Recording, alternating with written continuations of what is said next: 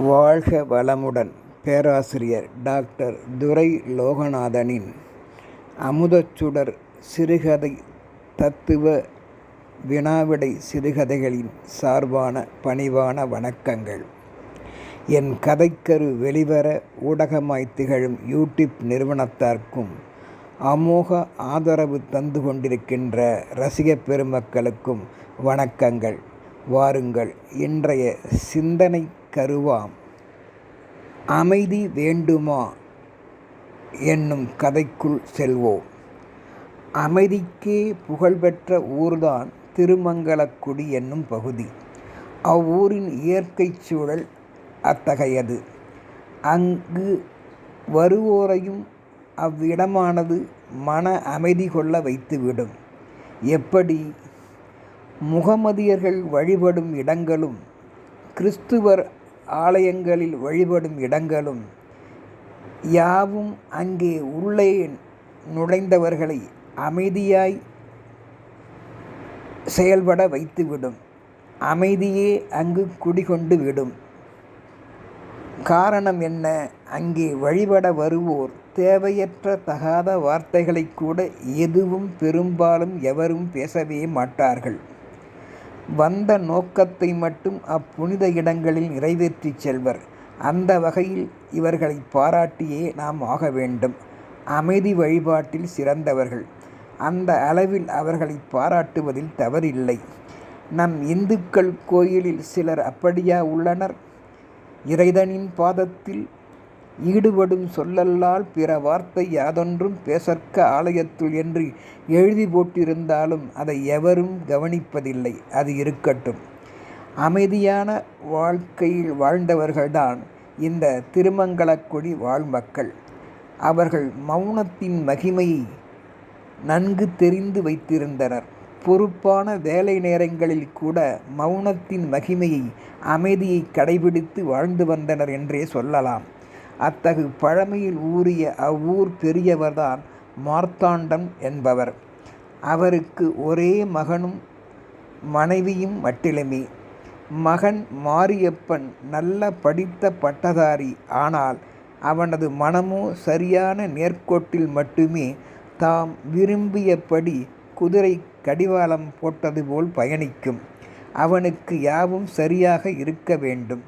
அவனது எண்ணம் சொல் செயல்பாட்டில் தவறு என்றோ இயல்பாகவோ யாரேனும் சுட்டிக்காட்டினால், குறுக்கிட்டால் அவனிடமிருந்து அட்வைஸ் பெற்றுத்தான் அவர்கள் திரும்ப நேரிடும். அது நல்ல பழக்கம் என்றாலும் குறுக்கிட்டு பேசியவர்களோ, நாம் சாதாரணமாகத்தானே மாரியப்பனிடம் அதை எண்ணி கேட்டோம். மாரியப்பன் ஏன் இப்படி எதற்கு எடுத்தாலும் நூல் பிடித்து அளந்து பேசுகிறான் என்று ஒரு சிலர் கோபப்படாமல் வருந்தியே செல்வர். இவனது ஏதோ ஒரு கட் அண்ட் ரைட் மனப்போக்குகள் பாரம்பரிய குணமுடையதோ என்றும் அவன் தாய் அங்கம்மாள் அங்கலாய்த்து கொள்வாள் தினமும். ஆனால் தந்தை மார்த்தாண்டரோ அமைதியான போக்கில் தற்போது வாழ்ந்தாலும் தான் சிறிய வயதிலும் அவ்வாறே தன் மகனைப் போல் நடந்து கொண்டதை எண்ணி பார்த்து, அவரது தந்தை பரோபகாரமும் தன் மகனைப் போல் திகழ்ந்ததை எண்ணி ஒப்பிட்டு பார்த்து தற்போது தன்னைத்தானே அவர்களிடமிருந்து சரி செய்து கொள்வார். விதை ஒன்று போட சுரை ஒன்றா முளைக்கும், எல்லாம் பாரம்பரிய விதைதான் என்று உணர்ந்து கொண்டார். எப்படி நான் போக போக மற்றவர் சூழல் மனப்போக்கினை அறிந்து அதற்கு ஏற்ப பேச வாழ பழக தற்போது கற்றுக்கொண்டேனோ, அவ்வாறே விரைவில் என் மகன் மாரியப்பனும் திருந்துவான் என்ற தன்னம்பிக்கையில் வாழ்ந்து வந்தார்.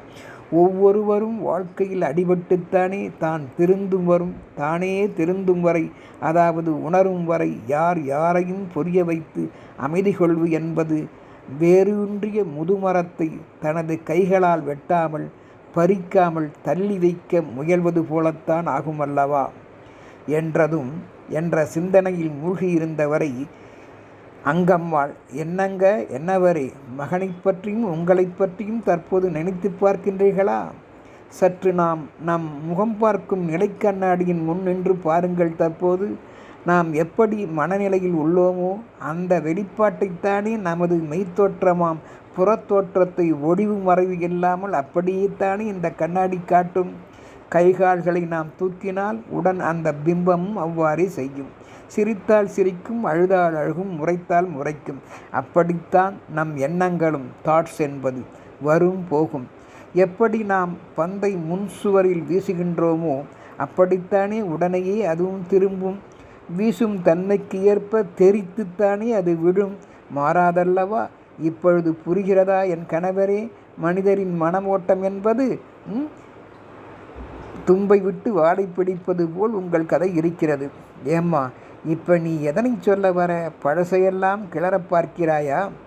அப்போ புரியாததை இப்போ நீ விளக்கப் போறியா என்றதும், ஆமாங்க, 50லும் கூட தன்மானம், ரோசம், கோபம் மாறாதுங்க உங்கள் போக்கில்.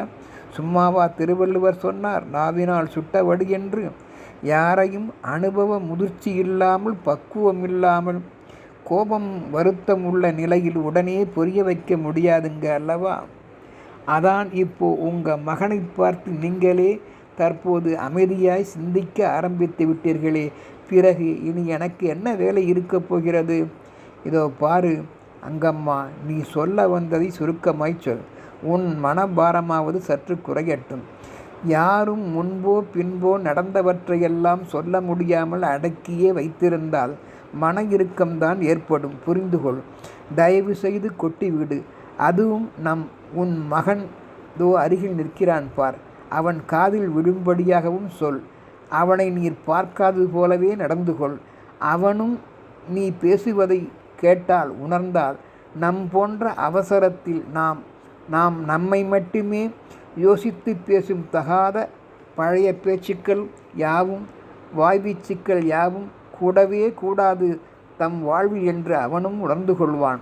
தம் குடும்ப வாழ்வில் எதிர்காலத்தில் உணர்வான் அல்லவா என்றதும், அங்கம்மாளும் சூழ்நிலையை புரிந்து கொண்டு தன் மகனை மார்த்தாண்டன் கூறியபடி பார்க்காதது போல் அவன் காதில் விழும்படியாக நினைத்தவள் புன்சிரிப்பு முறுவல் தன் கணவனை பார்த்து செய்தபடி, சொல்கிறேங்க. நம்பர் 1, அதாவது ஒரு முறை எங்கள் அம்மாவும் அப்பாவும் வந்திருந்த போது மாப்பிள்ளையாம் உங்களை எங்கே என்று கேட்டார்கள்.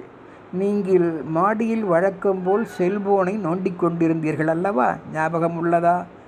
வந்தவர்களை கூட கவனிக்காமல். அதனால்தான் நானும் என் பெற்றோரிடமிருந்து அவர்களை வரவேற்று அவர்கள் புரிந்து கொள்வதற்காக யதார்த்தமாக உங்களை பற்றி, அவரா எப்போ பாரு பல் தேய்க்கிறாரா இல்லையோ, காலையில் எழுந்தோன்னே தன் தொடு விரலால் செல்போனை நோண்டிக்கிட்டு தாங்க இருப்பார் என்று சொல்லிவிட்டேன். யதார்த்தமாக, இயல்பாய். அதில் என்ன குறை உங்களுக்கு அப்போது வந்தது? உடனே உங்களுக்கு ஆத்திரம் வந்தது. அடே எங்கப்பா, இப்போ நினச்சாலும் எனக்கு பயமாக இருக்குங்க. அமைதி இல்லாத உங்கள் முகத்தையும் செயலையும் கண்டேன் அல்லவா? முன்பு நினைவு உள்ளதா? இருக்கு. இப்பெல்லாம் அப்படி இல்லை. நீ மட்டும் என்னை கேவலமாக அவங்களுக்கு முன் அசிங்கப்படுத்தலாமா? செல்போனை நோண்டிக்கிட்டு இருக்காருன்னு என்ன ஒரு பேச்சு அது? எப்போதும் எனக்கு அதுதான் பொறுப்பில்லாத வேலையாடி. அவர்கள் என்ன என்னை பற்றி நினைப்பார்கள்? அப்படியா? படார் என்று உன் மனதுள் உள்ளதை சொல்வாய். அதனால்தான் என்னை நீ சரியாக புரிந்து கொள்ளவில்லையே என்று கோபம் வந்து அவர்களுக்கு முன்னாலேயே அமைதியில்லாமல் உன்னை முறைத்து உன் மனதையும் காயப்படுத்தி அடித்து உதைத்து விட்டேன். நீயாவது சற்று மரியாதையாய், என் கணவர் ஆபீஸ் வேலையாக இருக்காரு, குளிச்சுக்கிட்டு வந்துடுவார், இப்போ வந்துடுவாங்க என்று தயவாய் சொல்லியிருந்தால் எனக்கு கோபம் வந்திருக்குமா? யோசித்துப்பார். தன்மானம் சுட்டெரிக்காமல் இருந்திருக்கும் அல்லவா என்றவுடன், நல்லா புரியுதுங்க. நான் தான் இயல்பாய் விளையாட்டாய் அப்போது பேசிவிட்டேன் பெற்றோர் வந்த மகிழ்ச்சியில். நீங்களாவது சூழ்நிலை புரிதலோடு என்னை அவர்களுக்கு முன்பே அடித்து முறைத்து அசிங்கப்படுத்தாமல் என் நிலையை புரிந்து கொண்டு பிறகு என்னை அன்பான முறையில் தனிமையில் புரிய வைத்திருக்கலாம் அல்லவா? தேவையில்லாமல் அவர்களுக்கு முன்னால் நாம் இருவருமே அப்பொழுது அமைதியில்லாமல் தூய அன்பை மனதில் வைத்து கொண்டாலும் தன்மான ரோச கோபத்தால் நடந்து கொண்டது மற்றவர் வந்திருக்கும் போது தேவையில்லாத ஒன்று என்பது நமக்கே இப்பொழுதாங்க புரியுது. யார் மனதுள் என்னவெல்லாம் எந்த நேரத்தில் எப்படி ஒட்டி கொண்டிருக்கும் என்பதை உணராமல் அமைதி இல்லாமல் நாம் நம் மனதுக்குள் தோன்றுவதையெல்லாம் இயல்பாய் மற்றவர்களுக்கு சொல்லி காட்டுவது உடனுக்குடன் கூடவே கூடாதுங்க. இப்போ புரியுதுங்க.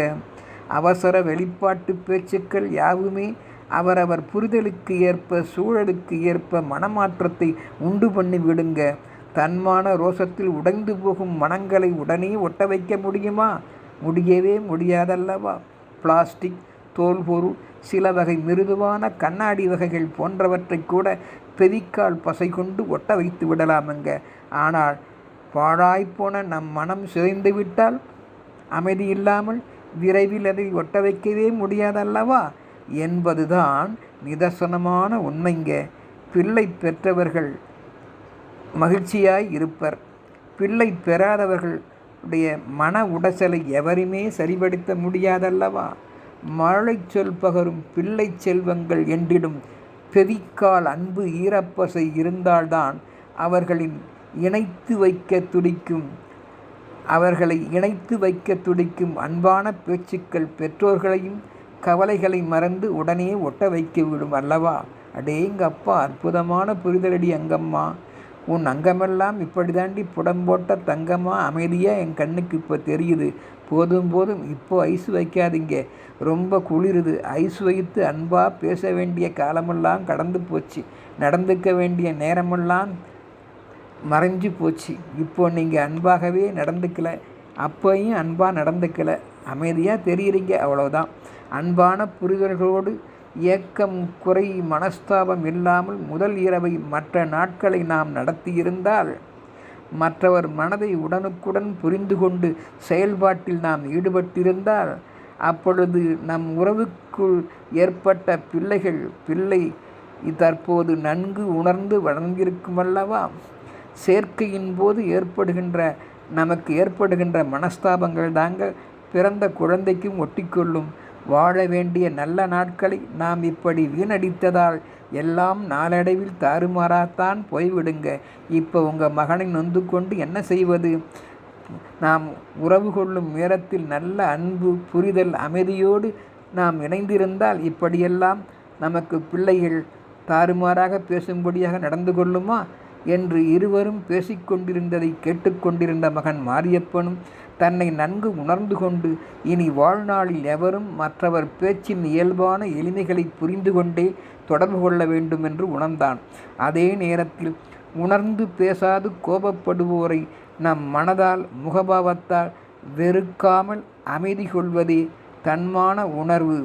கோபத்தால் தலை தூக்காத தலைகணம் இல்லாத செயல்பாடுகள் ஆகும் என்பதை எதிர்கால வாழ்விலும் பின்பற்றினான் மகன். நாமும் அமைதியுடன் வாழ பழகிக்கொள்வோம், பின்பற்றுவோம். வாழ்க வளமுடன்.